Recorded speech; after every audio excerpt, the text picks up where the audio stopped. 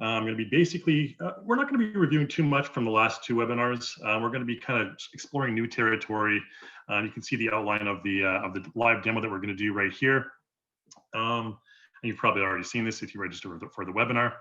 A couple of reminders as well when we're doing the webinar. We're going to have a Q&A session at the very end. So if you have any questions that you have throughout the entire duration of the webinar, make sure to put those in the Q&A section of your Zoom panel there. And I will answer those in the last half an hour or so of today's webinar. We are also sending out a survey. So if you fill out that survey for us, we're going to give you a 10% discount for the content store, as always. If this is your first time in a webinar, that's probably a good deal for you. But you get one every webinar, you get a chance to win 10%, or you do get 10% chance to win at the to win the 10% off the content store. What am I talking about here?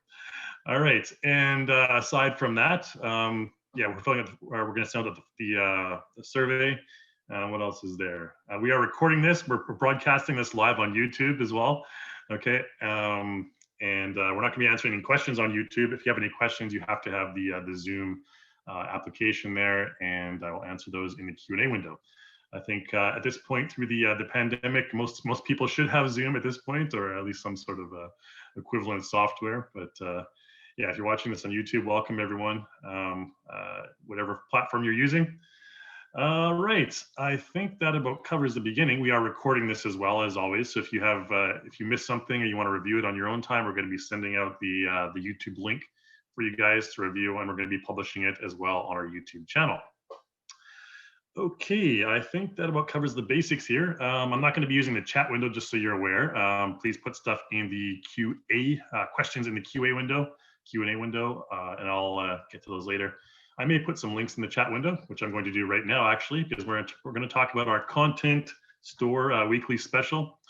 Right now it's jam band, and it's going to change to a human motion pack probably within the hour here. So I'd highly recommend checking this out. Just basically bookmark this URL here that I'm going to be putting in the chat window, and you can check back every week. I believe every week, Wednesday evening or Thursday morning, it changes to a different content pack, and you get like huge discounts, as you can see here on the right there. Some of them go down to like $5 a pack. So by the end of this webinar, this is going to refresh, and it's going to be showing a human motion pack, which contains a whole bunch, dozens and dozens and dozens of motions for your characters that you just simply apply to your character. All right, let's see. I think that's about it. Again, any questions, put those in the Q&A window. But aside from that, we're going to jump right into the webinar, right into the live demo part of the webinar, rather. And to demonstrate, I'm going to load up this one project here. And this is what we're going to be working through as we go along this webinar. It's just kind of, I'm going to show you a couple things. The first and most important part is animated props. We're going to talk about elastic motions and how to save and transfer motions from one prop to the next, from one animated prop to the next, and how to customize the props. And then we're going to talk about creating a character, a cartoon version of yourself, which is what's on the screen right now. That's like a cartoon version of me. It looks pretty ugly, but we can always make it more beautiful later. And then we're going to talk about replacing various parts of the body. In this case, we're going to be replacing parts of the face to have a sprite-based character. So right now on the screen is a morph-based character, and I'll talk about the difference between these a little bit later on. Well, let's go ahead and play the project. And again, we are going to send out this project to you as well if you want to deconstruct this project and break it apart. You're more than welcome to. We'll be sending out all the resources that are available for this project. Okay, so I'm going to go ahead and play it back first.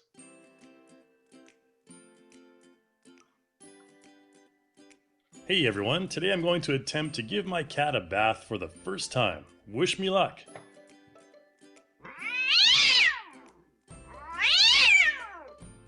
So, just a little update on my cat washing adventure. Cats do not like being put into water.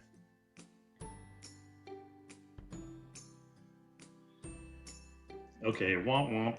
Silly little blurb there. So yeah, again, if you want to, make yourself into a cartoon character, we're going to talk about how to do that first, or second rather.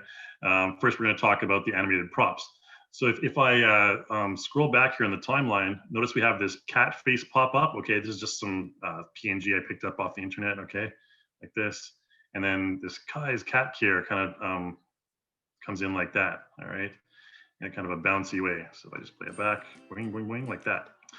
Okay, now let's get started from scratch. Let's go ahead and close this project down. We're going to start a new project, and what I'm going to talk about is we're going to talk about a couple of things to do with animated props. So we're going to go over to our props section over here, our props tab, and I'm going to go up to G3 animated props. Now everyone will have these props available with their Cartoon Animator 4.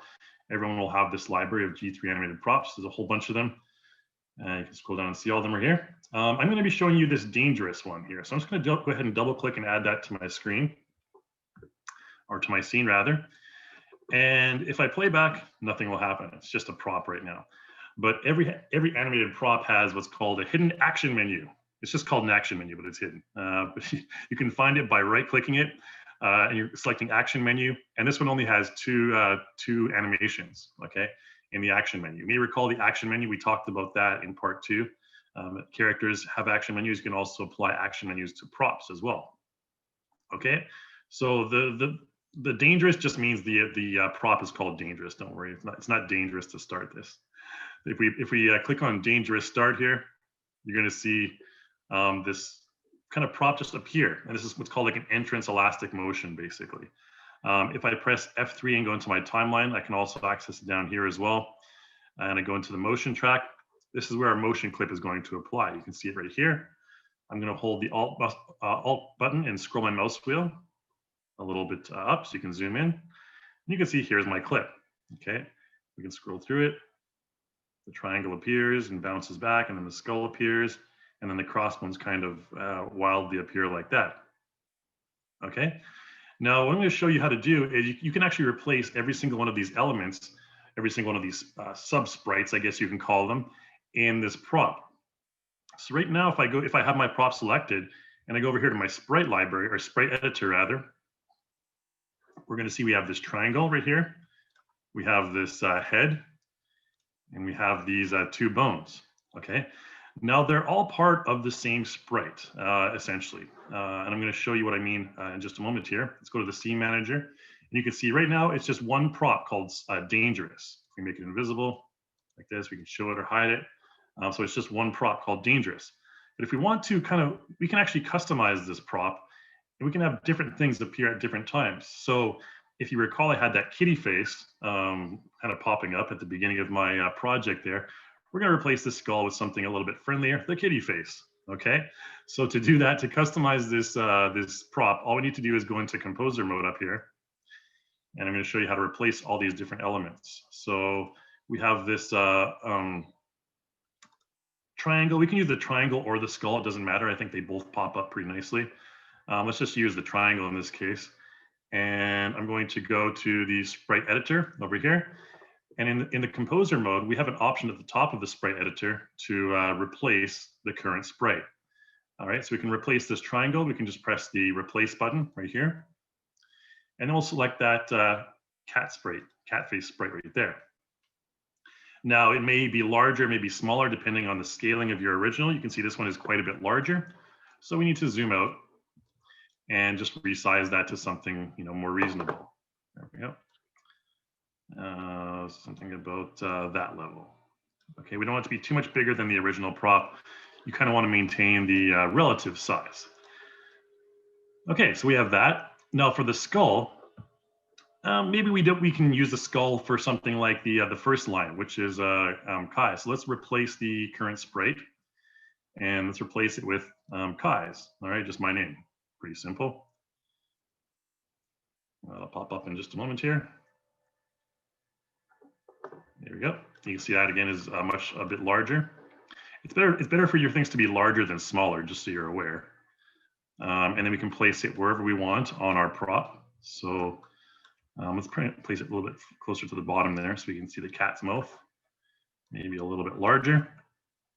And then we're going to replace one of these bones. It doesn't really matter which one. Replace one of these bones with the other line, cat care. Okay, so essentially what we're doing is we're replacing all the different elements of this, all the different sprites of this prop here to basically my own custom ones. And the cool thing is it's going to retain all of those animations for every single element of the prop there. So if I just make this a little bit smaller there, whatever, something like that. Let's bring it over to about there. That looks good. All right, but then we have that, you know, random bone in there. And to my, well, cats don't really eat bones as much as dogs. So we'll just kind of take this bone, we can delete it. Okay, so let's go ahead and press delete on that bone there. And that means it'll no longer be a part of the sprite there. So let's go ahead and close that down. So now we have Kai's cat here, and we can go back to the stage mode here. And we will have the, it won't appear yet because we need to play back. Okay, you can see now we replaced each one of those elements with a different sprite. So it pops up like this. Now the cat head appears, like that, and the Kai's appears just like this, and then the cat here kind of swings in like the bones were swinging in before. Okay, so pretty cool, and that's really all there is to it. Basically switching out your custom sprites with default animated props that are part of the library. Now you can save this if you want. So we have this dangerous start here. If we want, we can just save it. We can export it as a motion. So if I right click on the clip down here, we can say right click and export. And let's just export it as a dangerous 01. Okay, I've already exported that. I was previewing it. Let's go ahead and press yes here. Okay, and then what I'm going to do is I'm going to bring in another prop, like any prop really that has different elements to it. So I'm going to go over to props here, and let's just find some random one. I don't know, like this alarm clock maybe. So this alarm clock actually by itself, I'll just kind of remove the animation on this for now. It'll be annoying when it keeps popping up. You can just right click and select remove object animation, by the way. So for this clock, what I can do is I'll go to my desktop. That's where I saved it. Dangerous 01. You can see this is a prop motion file, which is a little bit different than an elastic motion. And we'll talk about that in just a moment here. So I'm going to click and drag this prop motion, and we can basically just click and drag it onto our clock right there. So now you can see here, the clock, different parts of the clock will appear. So the first part is the big circle there, the big face of the clock, and then the two alarms pop up separately, just like the bones did. And then the second hand there is the final bone, like going back and forth. So you get really random results depending on which element you bring in. If I, for example, tried this, and also, by the way, the watch or the clock itself has its own, remove that animation, has its own library of action motion. So action menu, clock ringing, for example, it'll just bounce around like that. And then we can take this this motion from the clock. Where is it here?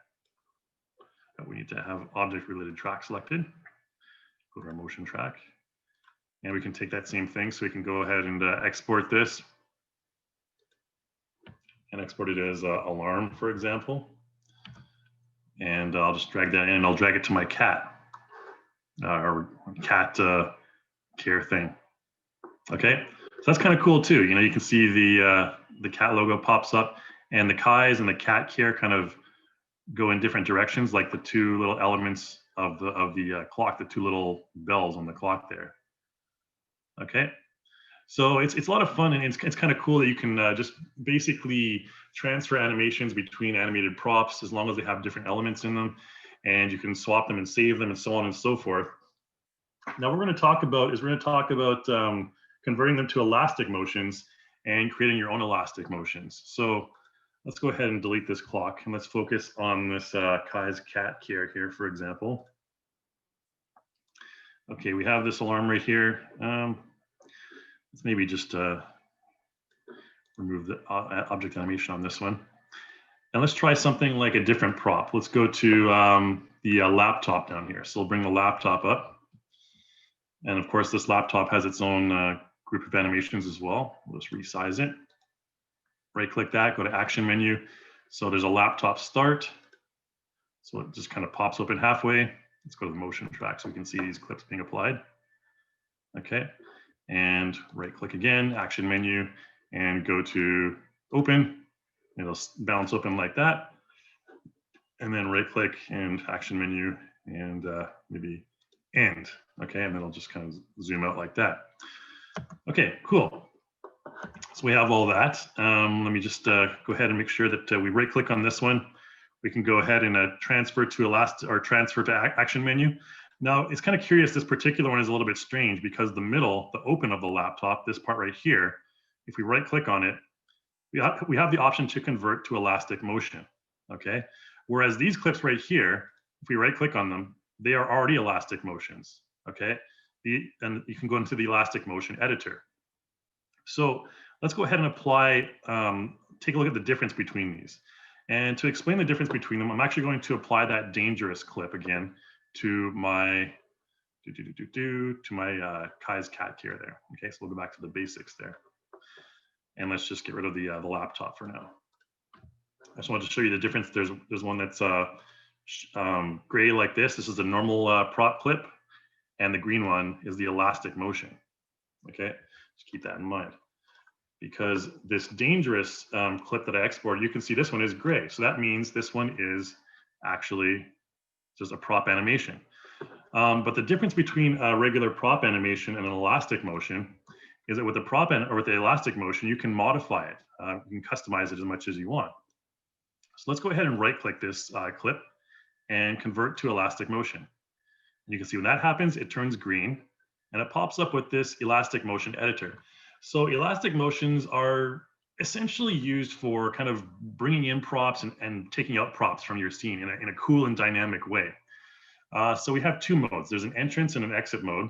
We're going to use the entrance mode for this case. So we'll just have this, we're going to modify it. And you can see it comes in like this, okay? Now what we can do is if we want, we can modify this. So let's take this face part right here. And what I'm going to do is we're going to preview it. Okay, nothing too complicated there. Just pops in like this. What I want to do is I want to change this to like maybe a Y value. We'll change it to like 100, for example. Okay, and then what happens is throughout the duration of the clip, it'll come down to a point like this. Okay. So from the beginning to the end, it'll come in like that. Maybe that's too slow. Maybe you don't want it like that. There's a lot of things you can do to adjust that. But first of all, let's go ahead and select fade in as well. So fade in allows us to fade in the entire thing. So now it'll fade in like this. Okay. So we have this part fades in. And another thing I can do here is I can go to my speed, toggle my speed on like this, and I can minimize the speed. Make the whole thing a lot faster. So it'll be like this. Okay. Another thing we can do is we can just take the clip. We can right click on the clip. We can go to basically import or export this as well from other motions to other elastic clips. We can reset speed. We can do a whole bunch of things here, but I'm just going to focus on this elastic motion editor for now. So we have it kind of appearing in like that. Let's take a look at the, maybe we can rotate it as well and scale it. So if it comes in, we can scale it to, maybe 100 or 200, like that, okay? So it'll come down to this part here. So now it'll kind of scale down at this point, okay? So at the beginning it's 200 and then it scales down to 100 like that. Generally, I should probably just remove those other animations of the Kai's and cat care, but focus on the cat head for now. And another thing we can do is if we want to, we can select 2 times here to make this repeat. You can see it'll just make it longer, 2 times longer, okay? I'm just gonna focus on 1 right here. And we can do things like rotate it as well. And let's rotate it maybe, let's do 180 80 degrees here. So what's going to happen now is it'll rotate in 180 degrees like this. So we've scaled it, we've rotated it, and we've faded it in. Now, the problem is the whole thing is linear. Don't worry about this first part here. Let's just take this a little bit further. So the first part's like that. So it comes in like that. Now, what we want to do here, I'm going to just make our project length the beginning of the clip there. There we go. So that's what we have right here. Pops in like that. Now, another thing we can do is use the motion curve editor. Okay, so we can select motion curve like this, and then we can do something like end in a bounce or sudden start with elastic end. So if we do that, it'll be kind of too fast to notice. Let's slow it down a little bit and play back. So now we have this. So sudden start, and we can select it. Whenever you select it, it'll preview. We can also do like a damping, for example. Okay, so you have that effect. End in a bounce, so it can bounce in like that. You can pause it and then move it again. Stutter start. And you kind of get the point. So these are all just kind of different motion curve settings you can have. I don't want to spend too much time going through all of these. But we have that. And once you've customized it, you can just go ahead and right-click on the elastic motion clip, and you can select export. Okay, and then we'll export this as, you know, I don't know, elastic sample 1000. I don't know, and just save that to the desktop there. And then what we can do is we can apply that to anything really. So if we have this hourglass here, I'm just bringing this random hourglass, like a random prop. Let's just remove the animation from this one for now. What we can do is, now let's just go back to frame 1 here and apply that elastic sample 1000. You can see the icon looks quite different. The alarm right here has the traditional crazy talk prop motion file. This one has the elastic motion file with all the, I don't know, geometry and stuff on there. Let's just click and drag that onto our hourglass and see what happens. Okay, so you can see it kind of appears in the same way. And we can do the same thing to this one here. So boom, just like that. All right, like that. This just pops in. All right, so that's really kind of all I wanted to show you in the various ways you can bring your props in. You can also do stuff like with the exit for the elastic motion editor as well, if you want. Just basically, in this case, we're not going to worry too much about that because it's basically the same thing as the import or the entrance. So if you right-click on that, just make sure if it's an exit or an entrance, we can change this to an exit. And then if we preview, it'll just kind of do the opposite. Okay. So entrance will come in like that, and exit, it'll exit like that. Okay, so you can kind of have fun, a lot of fun messing around with different variables and different elements of these props, of these animated props, to create like really unique entrances and exits. Now, another cool thing you can do is we have a library of elastic motions as well. If I just make sure there's no animations on this. If we go down in our content manager here to elastic motions, you can see we have customized, or we have ones in the library already.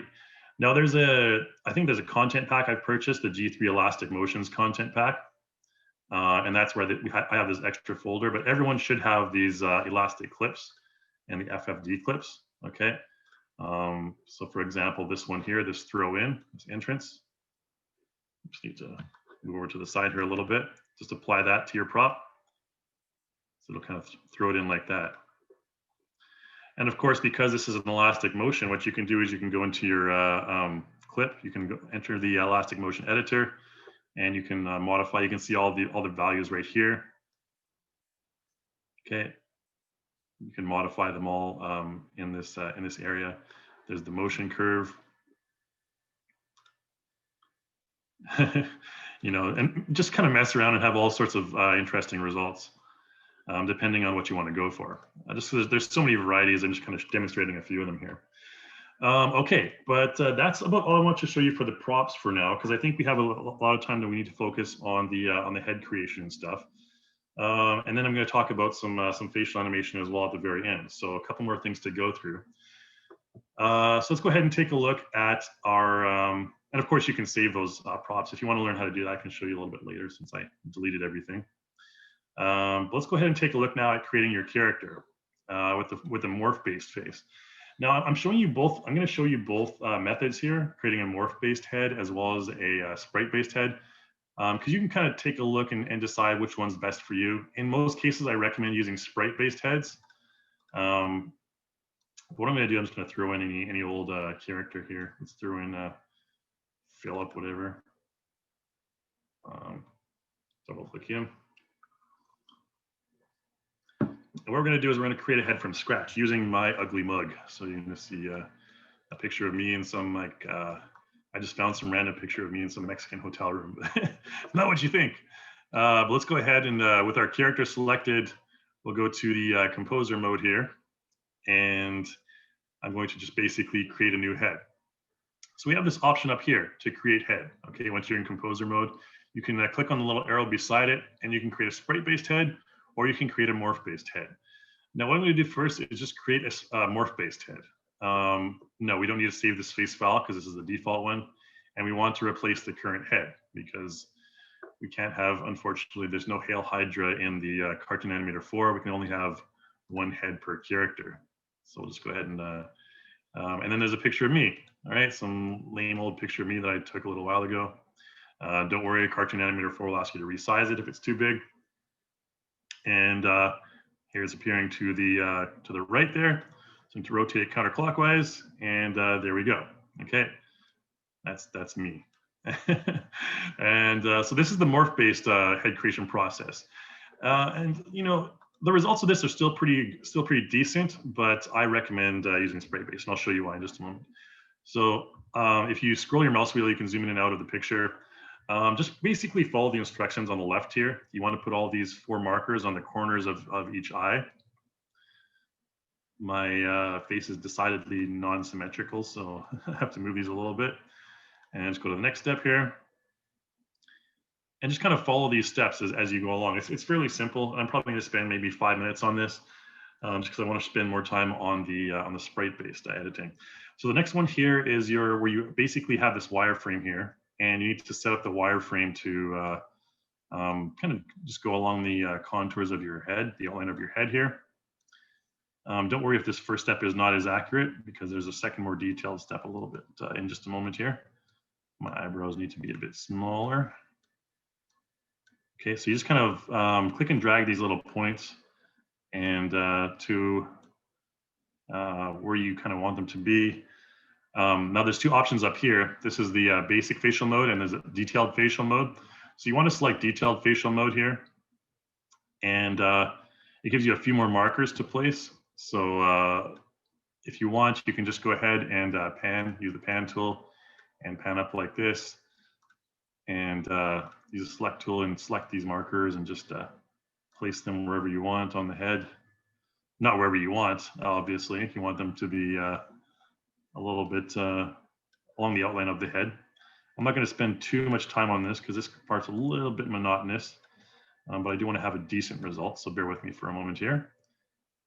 And you're just kind of placing these markers to create a general outline of your face, okay? And I think that looks fine. You can work with that. You can move the entire thing as well. My lips need to be adjusted for sure. Generally, you want to try to have lips that are not curved, like mine are here in this case. I'm smiling a little bit. I can't help but smile even on the passport photos and stuff. And then these markers here go on either side of the nostrils, and one goes on the tip of the nose, just like this. And the eyes, probably the most important for the eyes. You want to make sure that you have these markers along the outsides of your eyeball, or the eyelids, basically where your eyelids are. Just place them at various areas here. Here we go. That should be good. Take this one up. And as you can see, it's the fun process of placing all these markers, but the end result is fun to play with. So it's worth at least a couple minutes of your time. And there you go. we're going to replace my eyes basically with embedded eyes anyway, so it doesn't really matter too much about what my eyes look like. Okay, and then you're good. The outer area there that looks like kind of like a, I don't know, some sort of hoodie or something, that just has to be around your hair. So as long as it's around your hair, don't worry about it.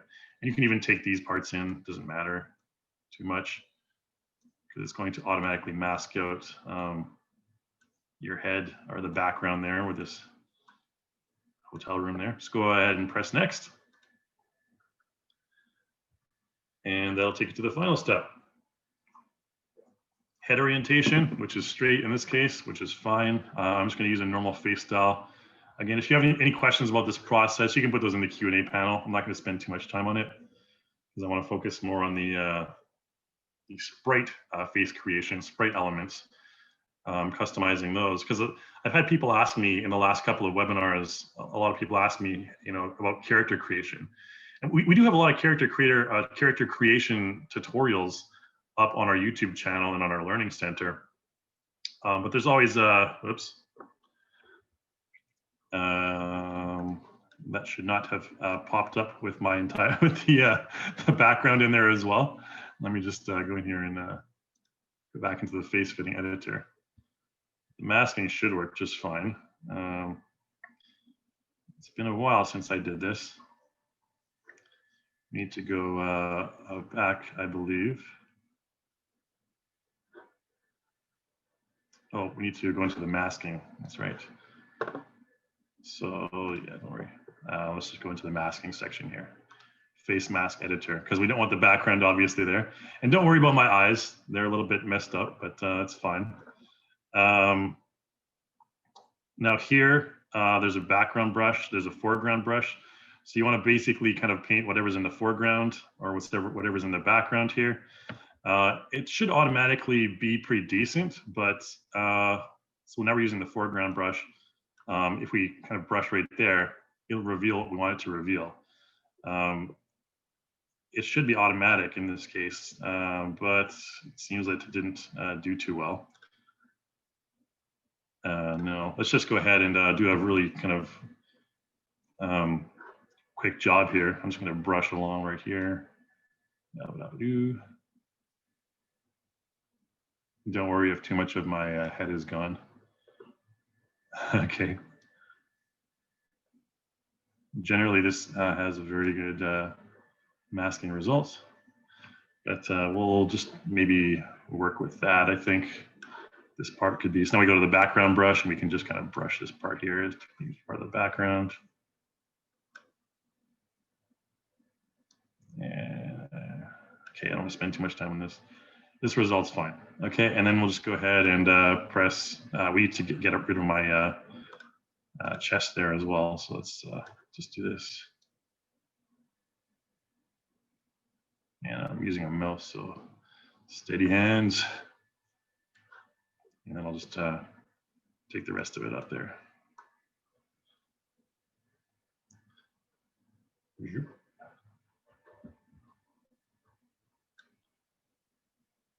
All right, we'll just work with that because I don't want to spend too much time on this, like I mentioned. And we'll go ahead and press OK. You can always preview it and stuff as well. But we do want to, of course, mask out that, weird bed in the background. All right, so there we go. Now I just want to move that up to the position where it's supposed to be, right about there. And you can see my eyes are really weird. And I'll tell you why in just a moment. But let's go ahead and replace those eyes. You can see if we go to eye settings right here, we need to apply an eye from the morph settings first. So let's go over to Content Manager, and under Actor, under Head or whatever, it doesn't matter, we can go to Eye. And under Eye, we have a Morph Eye. And there's a number of various different morph eyes, like human, cartoon, anime, or whatever. If I select this human eye, I can just change it to like normal, for example. Okay, now it replaces it with these eyes, which have some makeup on it and stuff. And now I can go to eye settings. And if I don't want the makeup, I can take the makeup off. If I don't want the eyelashes, I can take them off as well. But you kind of get the point here, and just a bunch of settings you can use. If I preview, okay, this is what morph-based heads look like. All right. So basically, it's just stretching. And apologies again for the jagged edges there, but I can always fix that in another webinar or whatever. But this is basically the morph-based face. So the eyes rotate, but the face is basically just being stretched from a single map. And I mean, it's fun for basic stuff. Like if you just want to have some sort of like parody or comedy type look, you can go ahead and use that. But what I'm going to show you is how to basically create more of a cartoon version of your head there. If you don't want the more realistic version, we can create a cartoon version here. So let's go into Photoshop, and you can see a couple of the samples I've already tried out here. But what I'm going to do is I'm going to just load in my image into Photoshop here. So I'm going to spend the next 5 or so minutes in Photoshop, and I'll just bring my regular image in here. And so there's me. And there's a couple tutorials that I'm going to put links into the chat window. Or actually, you know what? Yeah, I'll put these in the chat window for now. But these will also come with the package, the resource package as well that we're going to send out later. So I'll copy all these and put them in the chat window for you guys. And these are basically just different tutorials, different Photoshop tutorials that talk about how you can turn your realistic picture into a cartoon character. And I'm going to show you the first few steps of this. It takes about 15 minutes or so in general, but I don't really have time for that. So I'm going to show you just the first few steps. Generally what you do is you start with the pen tool, and you want to create an outline of your character's hair. So I'm just going to go ahead and do that just by clicking. Okay.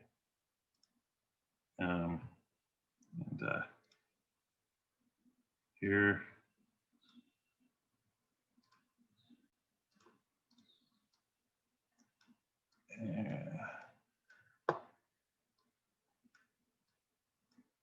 And the first tutorial link that I sent you on that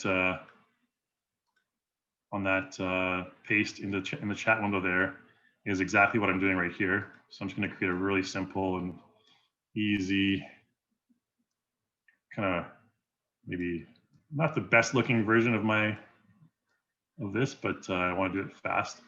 If you're not familiar with the pen tool, it's kind of just like a selection tool that allows you to make some natural kind of bevels and curves. I find it, you know, since I don't have the steadiest mouse hand, I find the pen tool to be quite effective in creating like stuff like this. Okay, and then we can end it up like that. So now we have a path right here, and we have this outline right here, and we can just right-click it, and we can select stroke path. Okay, and I'm going to choose a brush here, and press OK. And our brush was white, so we can just go ahead and let's just Control-Z undo that and change our brush color to black here. Try it one more time. Okay, so now we have this this black outline to my face, and let's just do another one here. I'm going to just do the rest of it from my face.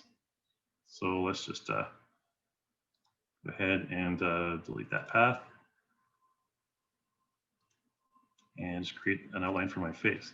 So essentially what you need to do is you need to basically do this same process for every facial feature, like your eyes, your chin, your ears, not your ears. Your ears can actually be part of it. Or no, your ears have to be different actually. Your ears have to be their own separate outline there.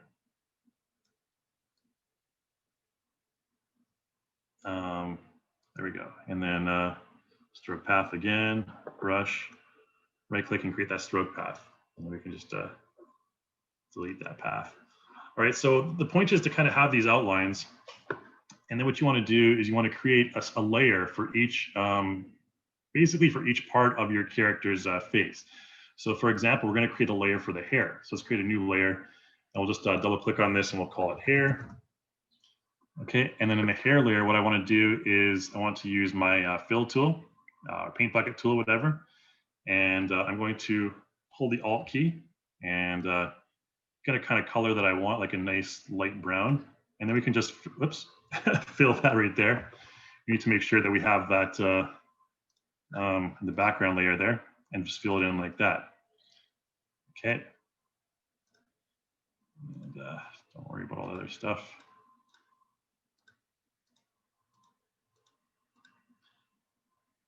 Okay, but we have this brown fill, and we need to have the black outline and stuff as well. But then basically you just repeat this process, like for the face, I'll just go ahead and press plus, and then I'll do double click and type in or name it face, name this layer face, and then I'll create a layer for my face as well. And using the paint tool, and again, holding the Alt key, finding like a nice skin color, and then making sure we're the right layer there.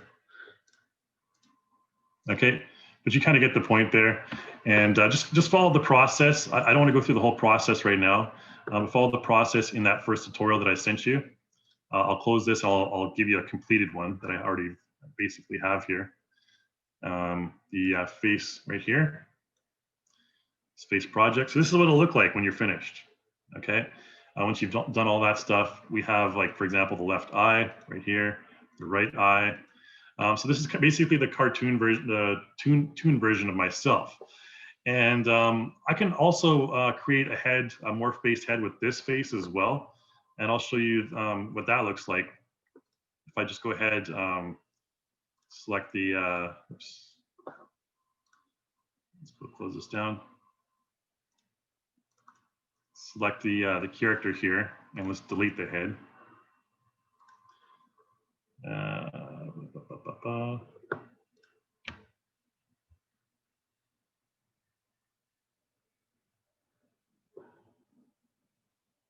Oh, we didn't crash anything. Okay, so select the character.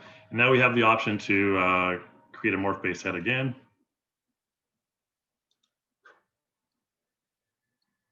Nope. We don't have a current head, so I don't know where to replace it. And I'll just replace it with this one. Okay, so this is like the toon version of myself. So again, same process. Just crop it to whatever level you want. Place your, you can see right now I need to place the markers slightly different. And I mean, this will look a little bit better with a morph-based face, but still not as good as I want. So I'm going to talk about, after I finish this really quickly, I'm going to talk about replacing the sprites and generating your own sprites from this image that you should have in the end. Oops. So again, same process really quick. This one looked a little bit different. Let's just go into advanced mode.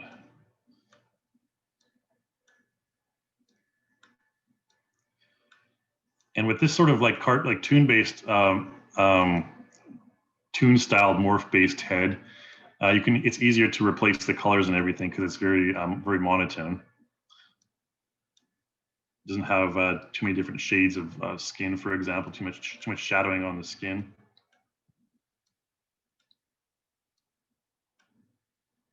And there we go. It looks like we need to move down the entire structure of the face there into the mouth.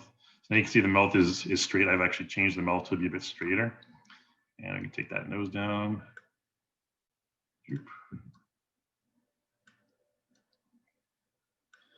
And this should have decent results.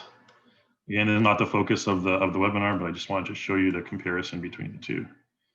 So we'll just leave it at that. I think that should be decent enough. And then we go to next. And this one should auto mask it out. Okay, there you go. Because it is a PNG.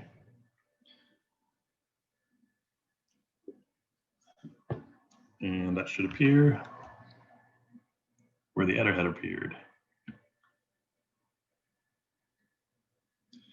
Now, I think creating eyes and creating facial features for your character and customizing them like that is probably one of the more, complicated, time-consuming parts of customizing a character.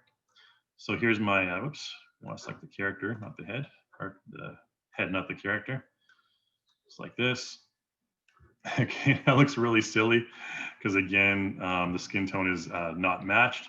So what you can do is you can just take that, and we want to replace, again, keep in mind that this is a morph-based head, and want to change the morph eye. This time we're going to use a cartoon eye, maybe like this anime type eye or something like that. It looks a little bit strange, me with those cute little anime eyelashes.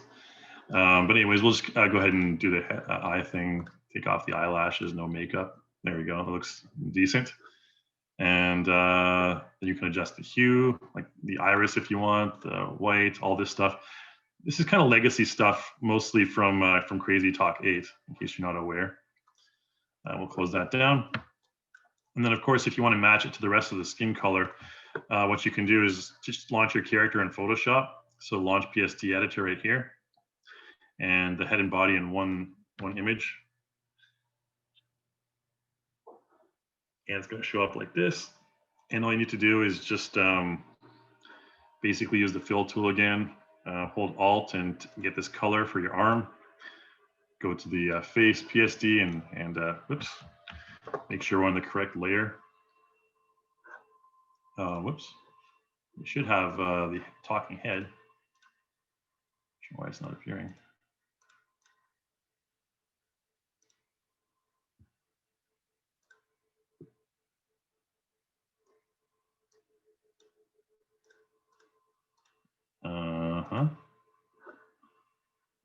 Well, it didn't launch the head for some reason. But yeah, basically what you do is you take the color and you paste it onto the head layer. That's really weird. Maybe I just exported it the wrong way. Let's close this one down. Make sure we have no connection problems. Let's just launch to external image editor here. And we'll take the body and launch it separately.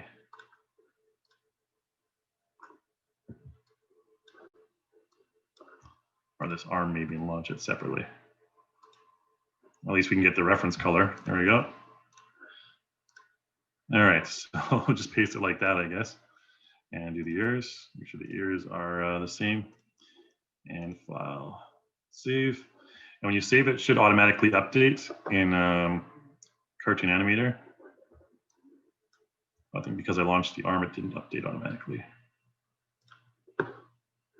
Let's try that one more time.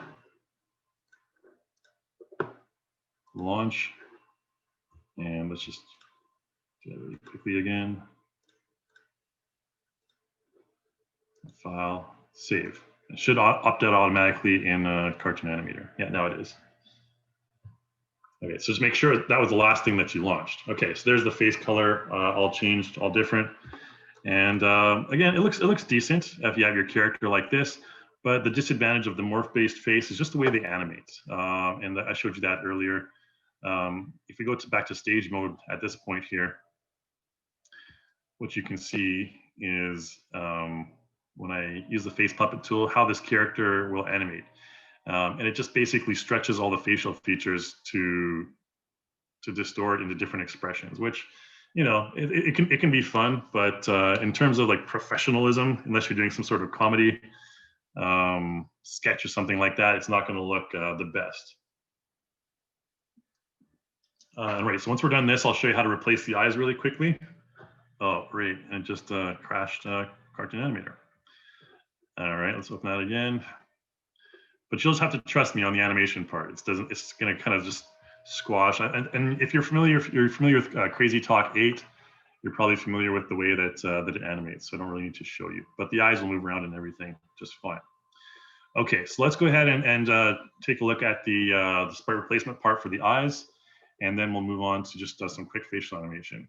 So I'm just going to take the character here. Let's take same guy, Philip here. And what I'm going to do is just replace Philip's eyes. And the eyes are a bit complicated, so I'm going to show you that part. Everything else is fairly easy, like a nose is a nose, an ear is an ear. but the eyes actually have 3 separate parts. And I'm going to show you that part because it's the most complicated. So let's go ahead into composer mode. So we'll just use Philip's regular face here, and I'll replace them with my eyes. So let's go into composer mode, and we're going to launch Philip in Photoshop. We really only need to launch his head, okay, because I'm only going to be replacing the eyes.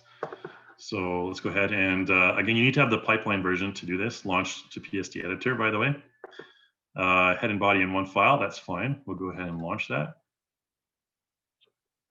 And there we go. Now, don't worry about the way he looks. We have masks that take care of all the larger than life hair and the larger than life chin. But this is the structure that your character has for the face. You need to go to RL Talking Head. And this is a front-facing character, so we're going to use the center profile. Okay, so center for front-facing characters. And then you have all the different elements here, like the hair, the left eye, the right eye. Let's focus on the left eye first. And you can see the left eye has a whole bunch of different sprites in it. We have the smile close sprite right here. There's no iris right now. No, there's an eye white. But let's take a look at the normal one. Okay, so the normal has an iris image, which is right here. If we make that visible and invisible, you can see there's the iris right there. Has an eye white section, which is the background for the eye. And it has a mask. Now the mask is basically the same size as the iris, or rather the eye white. Where is it here? There we go. So I only have the mask on. You can see the mask right here. The eyelids, it includes everything except for the eyelid. So the mask is basically where you want the eyeball to go. So where the eyeball can go, anywhere. So what you want to do is just go ahead and replace all of these different items. So let's create an eye in this image right here. Let's load up the PSD actually. So once you get that PSD for your face, you need to load it in separately. So let's go ahead and create an eye. We already have the eye created. You can see we have like the left eye, for example. Now it's all one element, unfortunately, so we're going to separate it into 3 parts. The iris. So to create an iris, what I'm going to do, I'm actually just going to use my fill tool, or circle creator tool right here, okay, ellipse tool. I'm going to hold Alt and get the iris color for reference. And I'm going to create an eye that's relatively the same size because I want it to be perfectly circle. Okay, I'll just do that. So now we have this, and we have this ellipse, which is going to be our iris. Let's just rename it iris. Okay, and what I'm going to do is just rasterize it. And we're going to create a layer and go to layer style. And we'll just create a stroke around the edge of it there. We'll just create, make sure the color is maybe black. Okay, actually we can go ahead and use maybe this color, make it a little bit darker, like that. Okay, and this is going to be inside position. The size can be whatever. The fill type, we're going to choose gradient, and we'll choose the color we want. This dark color will be this one. And let's just go ahead and create a new one. And we're going to make sure that this is a radial. So you can take this, oops. And just press OK. Now the style needs to be radial, and we need to go back into that and change this one to black.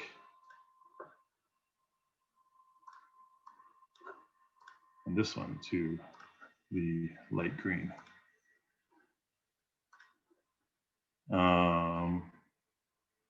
And then we have this sort of thing right there. And then we can create another stroke. We need to maybe scale this larger. There you go. That's kind of what we want, except we need to reverse that.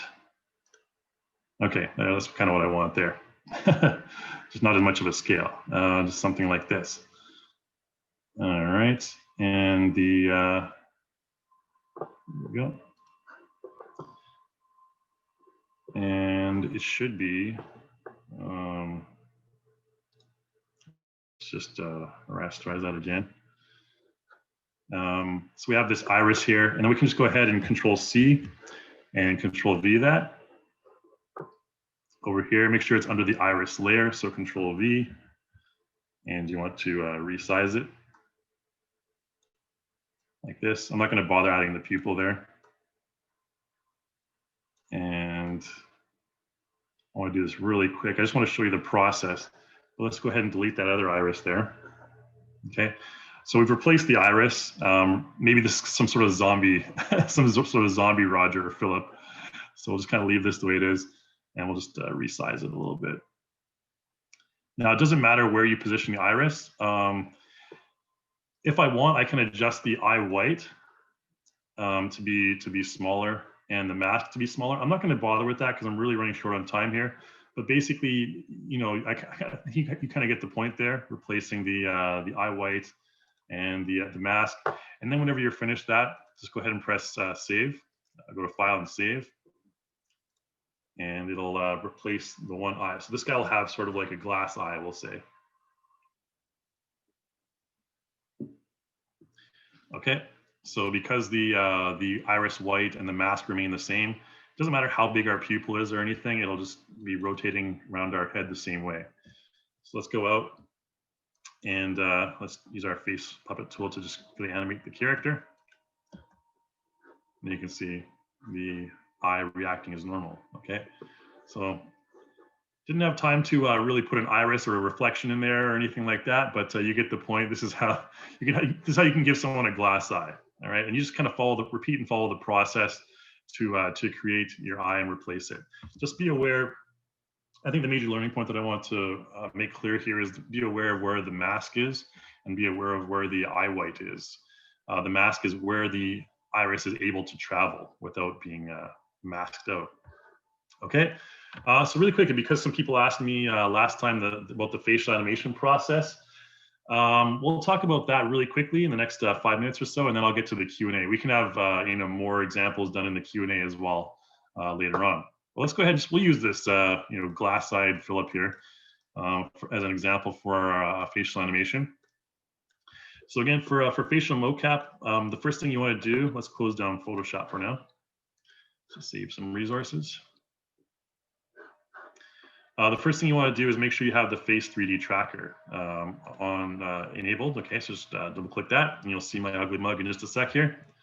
There we are. Okay, so that's the face tracking points all around there. You can go to settings here. Make sure your resolution is 640 by 480. Anything higher than that is not really necessary, to be honest, for 2D characters. If you're talking about 3D characters that have more detailed stuff, then you need to change this maybe to a higher resolution, but not for 2D characters, really. Frames per second 30 is fine. Don't worry about all this stuff. Let's just make sure this is always on top. So we'll just kind of place it up here. And I'm going to go back into Cartoon Animator. And for facial animation, you need to make sure you have the Motion Live plugin. So that's available on the software store. And that'll appear on your task or your toolbar up here, Motion Live 2D. You can also go to Plugins, Motion Live 2D, and click it here as well. And that'll pop up this cool looking panel. Let's just try and fit it over here. Make me a little bit smaller. There we go. That fits. Okay, so with your character selected, you want to make sure you have Face 3D selected for face. Whoops. There we go. Should work. And make sure the face down here, your character is selected to Face 3D. And your face profile is front facing. This is fine and easy. And don't worry about all this stuff. You can preview. Oops, to make sure that we, did I miss here?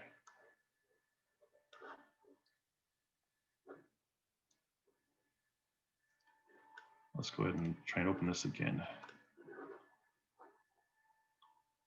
Motion Live 2D.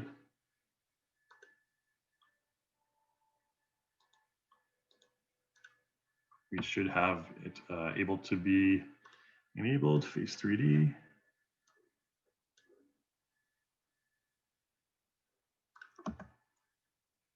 I am bamboozled. Let's go ahead and clear this. Select all. Face 3D. Should have paid attention to that warning.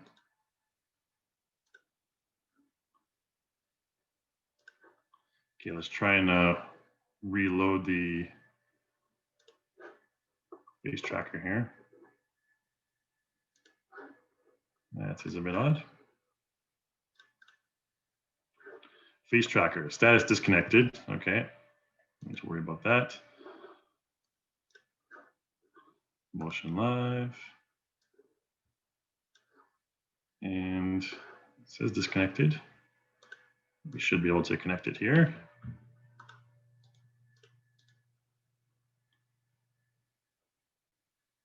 Dun, dun, dun. Maybe there's some sort of bug that's preventing this thing from connecting here. There's nothing in the settings. This is a fairly simple program, so it should be working just fine. I'll have to maybe get back to this. It's unfortunate. Oh, no, we don't want additional info.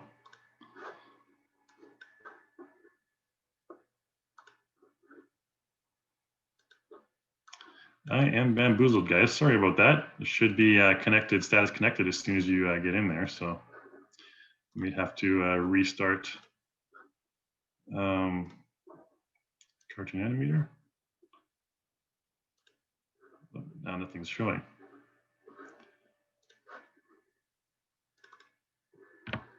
This is going to be my finale here, but it looks like oh, now it's showing up. Now it's not showing up as. All right, you can see my frustration there. Anyways, maybe I'll try and give Cartoon Animator 4 a restart. And in the meantime, I'll answer any questions that you guys have. Let's close this down. Not sure what, maybe some sort of weird issue going on there. But yeah, since we are about the time end of the webinar, let's get to the Q&A. So put any questions you have in the Q&A panel. Hopefully that this facial capture will get resolve itself with a restart. For those of you who have worked in IT, you know a lot of things just kind of solve themselves once you restart the program.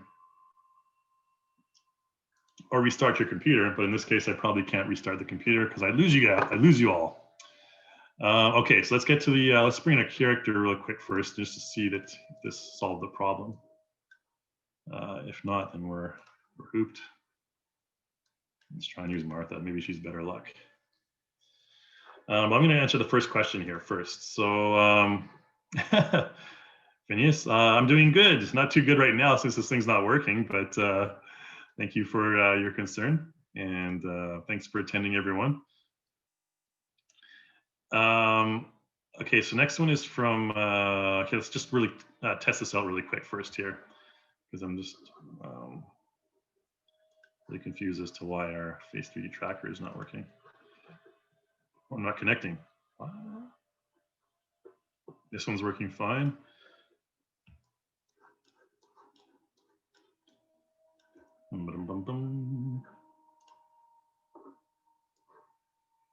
Martha is selected. Face 3D connect. Okay, it finally worked. All right, there you can see the status connected.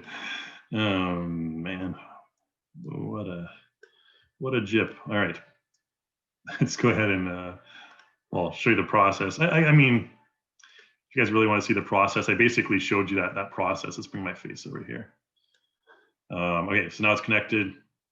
Make sure Martha's enabled on there, and under the face column there, and then profile. Set zero pose, just set to like yourself to like a neutral passport photo type look, like looking at the webcam. Okay, turn is red. You're good to go.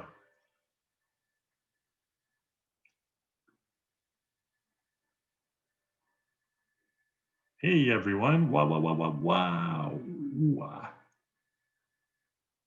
Okay, There we go. That's the process. And if you guys are interested in the whole, like more of the process, please put that question in the Q&A panel, because I don't want to go and do something that people don't want to learn about. But I did have some comments in the last webinar about people who wanted to know more about the facial capture, facial mocap there. But for now, I'm going to go through them one by one here. Let's go to first question from Gen here.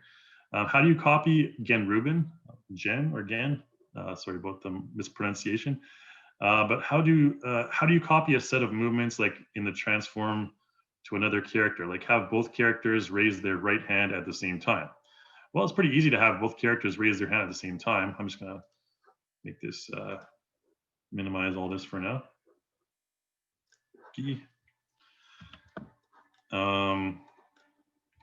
Very, very simple. Let's go to let's use our 2D motion key editor. And let's have, let's go to frame 10 and have our character raise her arm.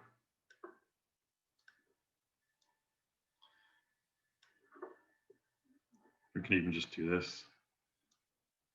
At frame 10 have that, and then at frame 13 have it go the rest of the way. So then we'll have this. More natural. And if we press F3 and go into our timeline, we can go into the motion track, or rather the clip track. We don't need the motion track right now. So basically, we do need the motion track to show our keyframes there. So we can see the keyframes that I created there, raising the arm. Click and drag in the collect clip track, right click and select export. This is the body animation, so you only need to use export. Perform is both facial and body animation. Facial motion is just for face. Okay, we'll go ahead and export that. We'll call this arm raise on our desktop. Okay, so now it's a motion basically. And if I bring in red, for example, we can just click and drag and apply that same motion to her. By the way, it's easy if you actually go into your animations tab over here under custom, under motion right here. You can copy all of your animations to here as well. So if I right click anywhere in there and select find file, this will be my custom folder that's set up for Cartoon Animator 4. You can see the path right there. This is my content path. Yours will probably be different, but you can just copy and paste that arm raise into there. And once you do that, it will appear here, arm raise. All right. So we can just click and drag that arm raise to the other character now. Okay, so you can see they're both raising their arms. One kind of a little bit later than the other. What's this punch combo, I wonder? Well, it's not applying properly to that character. Oh, here we go. Oh, the arm raise overwrote the punch combo. Oh, this is a side-facing motion. Cool. All right, anyways, that's how you do that, Jen. So there's your little answer there. Is it possible to copy and paste the mouth positions and lip syncing from one character to another? Yes, you can do that. So I might as well just create a quick animation with my face here, and I'll show you the whole process for kind of copying and pasting from one to the next. And you can also use the keyframes as well. So let's just make sure we have no animation on this character. Let's use that same process. Here's me. And there's Martha. And face 3D. Connected. Good. Set 0 pose. Good. Now, if you want to use the your audio that you're recording live to do the lip sync, then you need to make sure you do select lip sync right here. You can choose real time or post process. To be honest, post process may be a little bit better in some cases. It just takes a little bit longer. but I'm just going to go ahead and use real time because 2D characters, again, you know, it's pretty easy to do their lip syncing. We don't need to use any of these other options. Just make sure that your lip sync is available. And let's go ahead and just record. I'm just going to record a couple seconds of me saying some random thing. Hey everyone, welcome to today's webinar. I'm so glad that you're all here. Okay, so that recorded into our character's face track there. You can see if we go back, there is our clips. So it created a voice clip. Okay, again, with all of those separate keyframes. Let's just go ahead and focus our project length on this area here. Okay, so this is what we have. Hey everyone, welcome to today's webinar. I'm so glad that you're all here. Okay, so I mean, honestly, the lip sync doesn't look half bad. If you want really a lot more detail, of course, you can go in here. You can customize all these individual visine shapes just like this. Although it may sound weird because it's my voice on beautiful Martha's face, but welcome to today's webinar. I'm so glad that you're all here. All right, good enough. But if you want, then there's the facial clip, okay? So there's all these keyframes in the facial clip. And if you right click on the puppet clip, you can select all clips, you can reset speed, you can break the clip up and everything like that. What I recommend doing is, in this case, just collect the clip and save it as a clip like this. So just click and drag in the area that you want, right click and select export facial motion, okay? And we'll save this to, let's get my face out of the way here. We'll just save this to our desktop as, you know, Martha Guy speech. And close this down. And let's try and put this on a male actor. How's that sound? So we'll go to actors over here. And Philip. Philip is the most professional of all the, professional looking of all of the avatars. Oh, he looks a lot bigger than Martha for some reason. Oh, he's higher, that's why. Okay.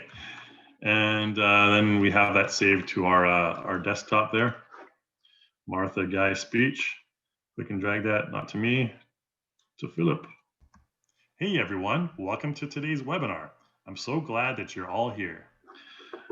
Okay, so what it did is it created these clips here, but now you can see underneath we have all those same keyframes and everything like that. So it just allows you to copy all those keyframes from one character to the next right here.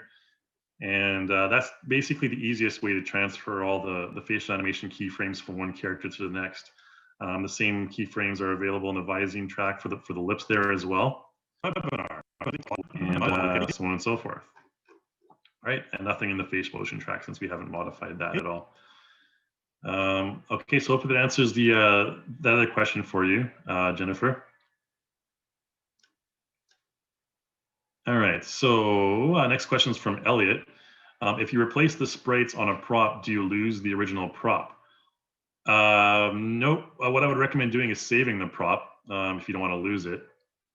So for example, what I would do for the example I showed you earlier with the, let's just delete these guys. The example I showed you earlier with the prop where I replaced the dangerous animated prop with the kitty, excuse me, the kitty cat one. Did I save that? No, I don't believe I did. See if I have it in the resources here. Saved as a prop. No, so again, if you wanted to save it, what I would do is let's just quickly bring that in. It takes like 2 seconds to do this. Again, same process, just replace the sprites. And I'm going to go through this really quick.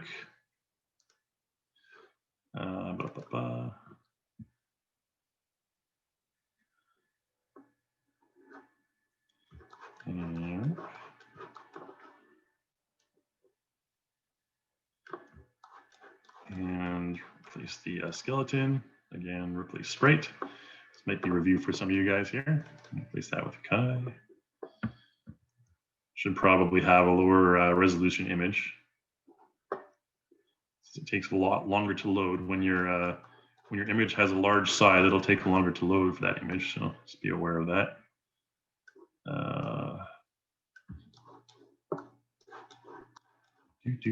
And then this bone replace with cat care.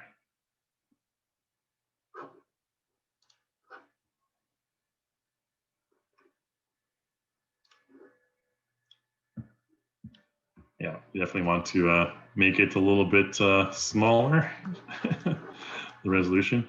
I'd say this resolution is probably maybe 500 by 500 pixels, roughly.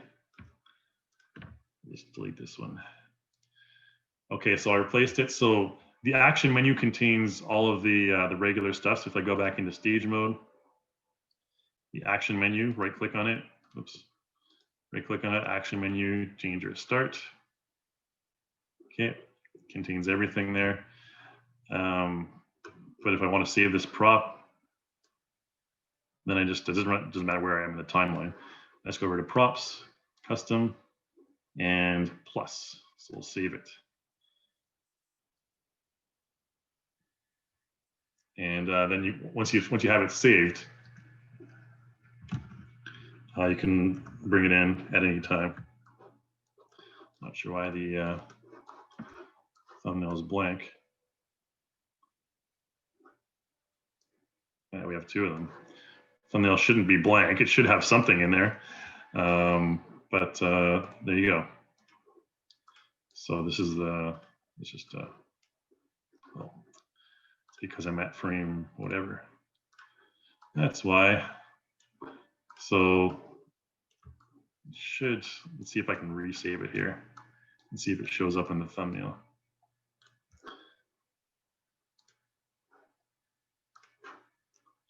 Overwrite that one.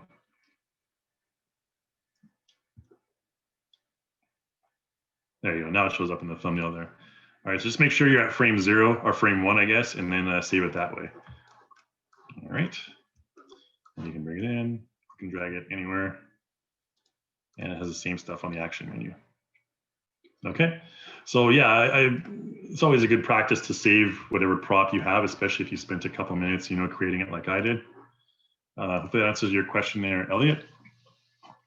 Jonathan asks, can you change the animations in that timeline after you change the items? Yeah, I mean, if you go to the motion track, for example, there's a bunch of different parts in the clip here, or in the prop. So let's just make this timeline a little bit larger. So for example, if I take this and make sure we have the right one selected, there we go. And let's enable the other items here. So every item in the prop has its own like timeline setting. So if I right click, action menu, dangerous start. Again, this is a preset clip, so it's not going to have, nothing's really going to change in this one. If I go here, for example, and let's change maybe the head transform position midway through. So I can select that head. Now, what I need to do is right click on that clip there and go to prop key editor. And let's change the head section here. So, well, the head is actually named Kai's. So I didn't really mess around too much with the naming here. Let's just select this one here. Okay, so for example, the head is actually called triangle. So every element of the prop has its own like track here. So if I take this, for example, and I move it, it'll add a keyframe in the triangle right there. So then, we need to make sure that Control Z and do that. To make sure we have a keyframe in the transform track right there. You can just double click in the transform track for triangle there, and then maybe as it moves forward, it moves down a little bit. So from here to here, it's going to move forward and down a little bit. Okay, so you can see the head moving down. We can move it down way over here, and it'll go down and back up. Okay, just like this. So you can move it again. You can change and modify the individual elements in your prop as well. Just be aware of that. And they all are under the motion track, under their individual tracks there. The T stands for transform. The D stands for deform.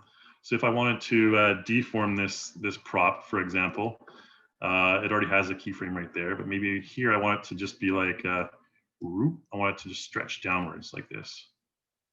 So almost like it's the cat space is stretching downwards, like, and then as it goes back up, then we have it stretch upwards like this. And it goes like this. Okay, and it bounces up. And then maybe here we want it to be back to normal. So I can just click it, right click on that first deform keyframe right there, copy it. I can go to here like to 20 and just paste it. And that'll be the original. You can also just press reset and that'll reset it back to the default in your prop key editor there. But here we have this, it bounces up and creates a nice dynamic kind of movement like that. So, okay. So each small individual element can be modified in that as well. And then again, you would, I don't think you can export from here. Let me just try this really quick here. I think you have to collect the clip, but if I try and export this clip, I don't believe it'll contain the data. Let's try this, call this test. From the keyframes below. Let's call this tests, apply it to a different, let's apply it to this Kai's cat here.